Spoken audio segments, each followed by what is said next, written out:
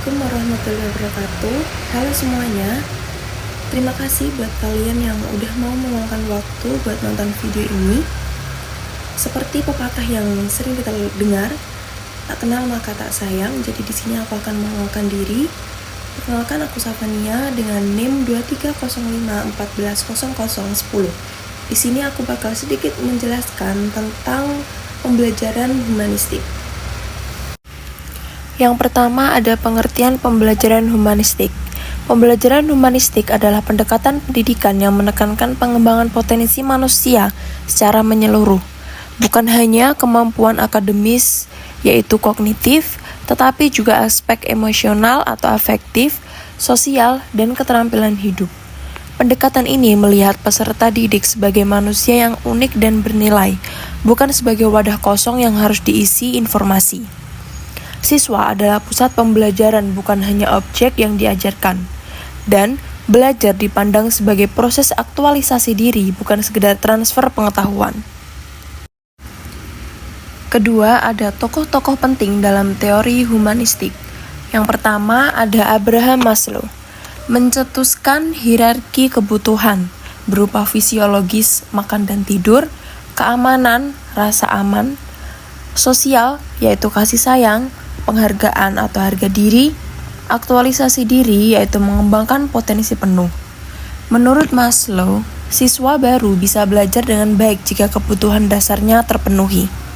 Yang kedua, Carl Rogers mengembangkan konsep client-centered therapy yang diterapkan juga dalam pendidikan student-centered learning.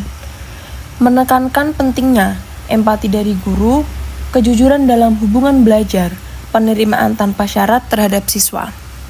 Yang ketiga, ada Arthur Combs, fokus pada persepsi siswa dalam proses belajar. Arthur Combs menekankan pentingnya lingkungan yang membuat siswa merasa dihargai dan mampu. Selanjutnya, yang ketiga, ada ciri-ciri pembelajaran humanistik. 1. Berpusat pada siswa, di mana siswa aktif dalam proses pembelajaran. 2. Menghargai individualitas. Tiap siswa dipahami secara berbeda.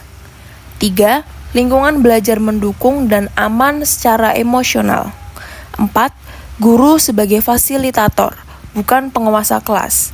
5. Penekanan pada makna dan pengalaman pribadi siswa.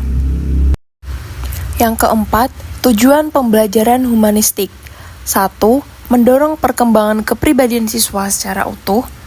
2. Membangun motivasi intrinsik atau dorongan dari dalam diri siswa.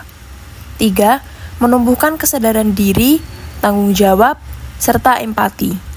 4. Menyediakan ruang bagi siswa untuk menemukan jati dirinya.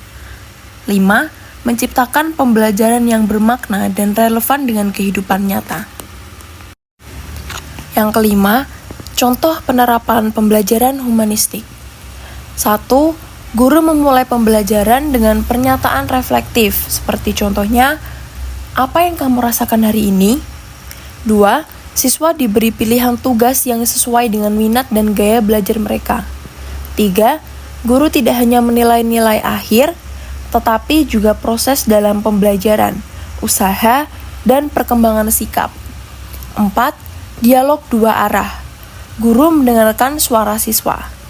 5. Lingkungan kelas dibangun agar siswa tidak takut salah dan merasa aman. Yang keenam yaitu kelebihan dan kekurangan. Kelebihannya, 1. Membangun motivasi belajar yang kuat. 2. Mengembangkan karakter dan kepribadian yang positif. 3. Menumbuhkan kepercayaan diri dan rasa tanggung jawab. 4. Cocok untuk mendidik siswa agar siap menghadapi dunia nyata. Kekurangannya, 1. Butuh waktu dan kesabaran lebih. 2. Guru harus benar-benar terlatih dan empatik. 3. Tidak mudah diterapkan dalam kelas dengan jumlah siswa yang banyak. 4. Penilaian sulit dilakukan karena fokus pada perkembangan individu. Yang terakhir, ada kesimpulan. Pembelajaran humanistik merupakan pendekatan yang menempatkan siswa sebagai pusat proses belajar, dengan tujuan mengembangkan potensi mereka secara utuh, baik secara intelektual, emosional, maupun sosial. dengan menekankan pada aktualisasi diri, penghargaan terhadap perbedaan individu, serta lingkungan belajar yang hangat dan suportif. Pembelajaran ini membantu siswa menjadi pribadi yang mandiri, bertanggung jawab, dan bermakna. Meskipun menuntut keterampilan lebih dari guru dan penerapan yang tidak selalu mudah, pendekatan humanistik sangat relevan untuk membentuk karakter dan kesiapan siswa dalam menghadapi kehidupan nyata. Ada sedikit kata-kata yang berkaitan dengan materi yang aku bawain kali ini, yaitu belajar bukan hanya tentang mengetahui lebih banyak, tetapi menjadi lebih baik sebagai manusia. Terima kasih buat kalian yang udah mau nonton video ini dari awal sampai akhir. Semoga kalian sehat selalu dan semangat.